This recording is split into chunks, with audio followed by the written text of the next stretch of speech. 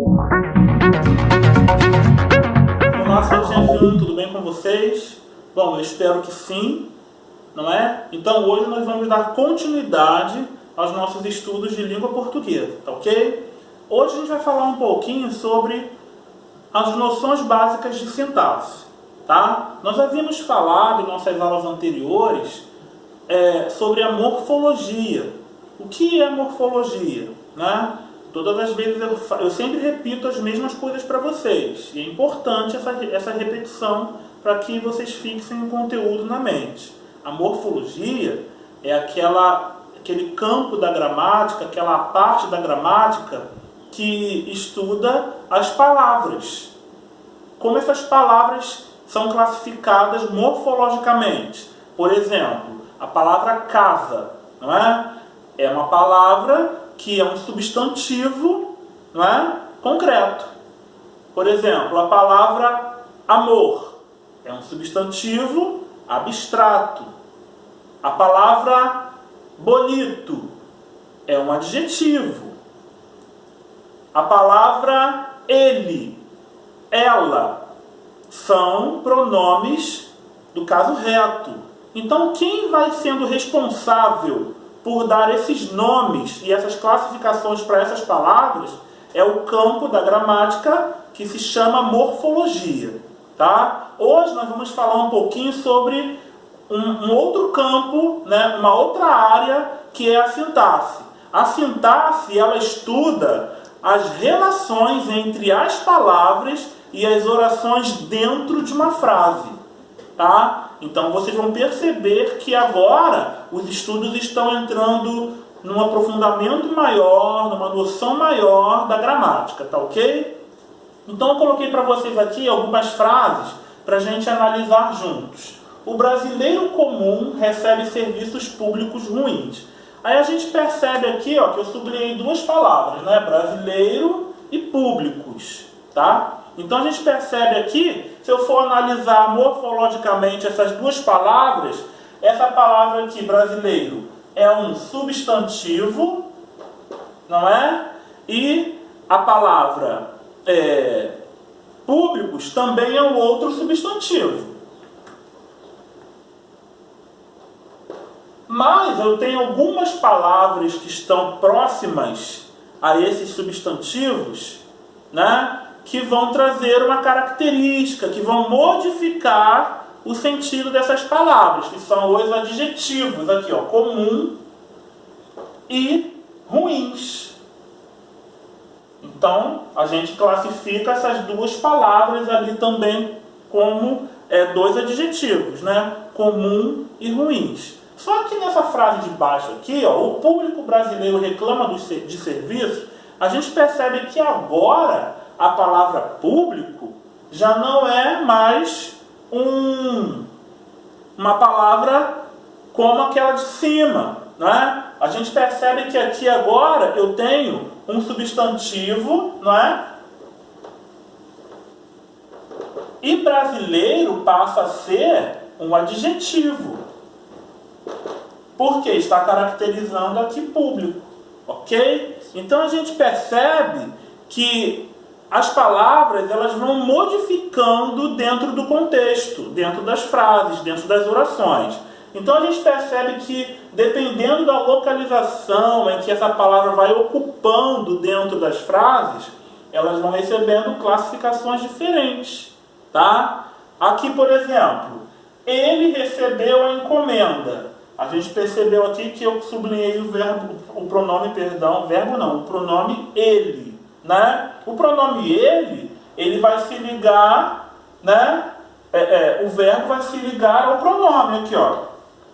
Ele recebeu a encomenda. Mas nessa frase de baixo, a gente percebe a seguinte forma, ó. O porteiro a recebeu. Agora a gente percebe que o pronome, nesse caso aqui, esse é um pronome reto, né? E aqui a gente tem um outro pronome que é um pronome oblíquo, tá? E o pronome oblíquo, ele vai se ligar ao verbo, tá? Então a gente percebe as relações que há entre as palavras dentro de uma frase. dentro de um contexto. E isso aqui é papel da sintaxe, trazer essa organização, trazer essa disposição de como as palavras vão se comportar dentro das orações, dentro das estruturas frasais. Tá bom? Então percebam como elas vão sendo diferenciadas dependendo do contexto. Dentro dessas frases que eu coloquei para vocês aqui, vamos analisar a palavra ontem e a palavra de ontem. Olha aqui, a expressão de ontem. Perdão. Ontem, a gente classifica a palavra como um advérbio. Tá? Advérbio. Por que advérbio? Porque liga-se ao verbo comprei. Tá? Todo advérbio liga-se a um verbo. Já nessa frase de baixo, a gente percebe aqui, ó, não desperdice o pão de ontem. A gente percebe que agora aqui nós temos um advérbio que está inserido numa locução adjetiva, né, que se liga ao substantivo. Essa locução aqui toda, olha, ela se liga ao substantivo pão. Então a gente percebe como se dá essa relação das palavras dentro das orações. Eu não posso ficar preso na palavra simplesmente numa classificação morfológica. Tá? Eu tenho que entender a sintaxe também, porque a sintaxe ela vai tratar dessa relação das palavras dentro de uma oração, dentro de uma estrutura frasal. Tá bom? E aí a gente percebe que, dependendo do contexto, essa palavra, que é classificada morfologicamente, ela recebe outras classificações dentro do campo sintático. Dentro da sintaxe, a gente ainda vai ter o conceito de frase, oração e período. O que é frase? Frase é aquele enunciado com um sentido completo. Tá? Por exemplo, meus parabéns. A gente percebe que essa frase aqui é uma frase nominal. Por quê? Porque a gente não tem um verbo ali. É uma frase por quê? Porque tem uma estrutura ali que tem um sentido completo. Tá? Dentro de um contexto, claro, dentro de uma situação, a gente utiliza sim essa frase. Por isso que tem sentido completo. E é nominal por quê? Porque não tem a presença de um verbo dentro dela. Tá? Já essa segunda aqui, adoro viajar nas férias, a gente percebe que é uma frase, tá? Porém é uma frase verbal, porque a gente tem o verbo viajar aqui, olha. Então, essa frase tem um enunciado que tem um sentido completo e é uma frase verbal, porque a gente tem a presença de um verbo ali, tá? Agora, oração é todo aquele segmento, né? É uma frase que tenha verbo, ok? Por exemplo, receba meus parabéns. A gente tem aqui o receba, que é um verbo que compõe essa estrutura frasal, né? Então eu formei aqui uma oração, perfeito? Já o período, a gente vai ter uma frase dotada de verbo, ou seja, de oração. Para que seja período, tem que ter oração.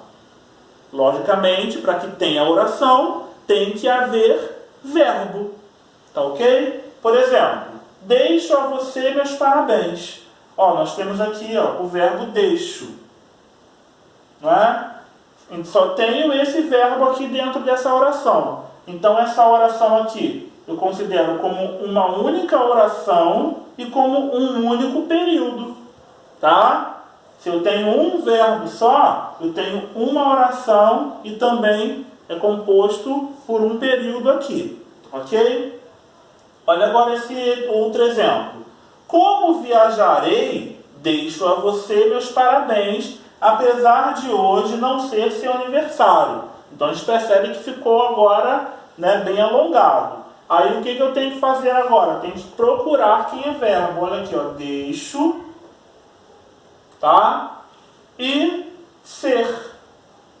Eu tenho aqui estruturas, né, que vão comportando, e viajarei também, não posso esquecer. Então eu tenho aqui, na minha primeira estrutura, eu tenho o verbo viajarei. Na segunda estrutura, até a vírgula, eu tenho o verbo deixo, e depois da vírgula até o ponto final, eu tenho o verbo ser. Então eu compus aqui esse período de 3 orações, porém sendo um único período. Eu formei um único período com 3 orações. Como é que eu sei isso? Como é que eu entendo isso? Eu vou dividindo aqui, ó, nas vírgulas. Tá? Quando começo e paro numa vírgula, é uma oração. Quando eu começo e paro na outra vírgula, é uma outra oração. E depois vou até o ponto final, fechando aqui com a terceira oração. Tá bom? Então, esse período aqui, ele é um período único, composto por 3 orações. Bom, pessoal, dentro de uma estrutura de uma oração, de um período, tá? Pode haver um deslocamento de algumas palavras que exijam o emprego de vírgulas, tá bom? Como, por exemplo, o advérbio e a locução adverbial deslocados, quando eu retiro os advérbios ou as locuções adverbiais dos seus lugares. Por quê? É natural que a locução adverbial e o advérbio venham sempre no final das orações, tá? No que diz respeito às orações na ordem direta. Porém, quando eu desloco esse advérbio ou essa locução adverbial, eu tenho que isolá-los por vírgulas, tá? Com emprego de vírgulas. Aí aqui temos alguns exemplos. Devido aos maus serviços, a empresa perdeu os clientes. A empresa perdeu os clientes devido aos maus serviços. Se eu colocar a locução adverbial introduzindo uma oração, né, como foi o caso dessa estrutura aqui, eu tenho que colocar essa vírgula ali. Tá? Outro modelo. Pedro, com seus amigos, apresentou o trabalho. Então aqui, ó, com seus amigos foi deslocado. Por quê? Pedro apresentou o trabalho com seus amigos, seria a ordem direta. Mas aí eu quis colocar na ordem indireta e aí eu desloquei aqui a locução adverbial. Então por isso que eu tive que colocar a locução entre vírgulas aqui. Tá ok? Agora eu coloquei a locução no meio da oração. Perfeito? E também a gente tem que prestar atenção no adjetivo quando ele aparecer, quando ele estiver fora do nosso sintagma nominal. Tá? Por exemplo, desiludido, o consumidor reclama dos maus serviços. Então a gente percebe que o adjetivo aqui, olha, desiludido, ele está fora do nosso sintagma nominal. Tá? Por quê? Porque ele deveria estar ao lado de consumidor. Ó, o consumidor desiludido reclama dos maus serviços. Então eu formaria um sintagma nominal junto com desiludidos. Mas só que eu retirei eles dentro do sintagma nominal. E por isso que agora ele está isolado por vírgula. Tá? Outro modelo aqui. A turma realiza quieta o trabalho. A turma quieta é o sintagma nominal. Mas aí como eu joguei quieta para fora do sintagma nominal, agora deve ficar isolada por vírgula. Tá? Isolado o adjetivo por vírgula aqui também.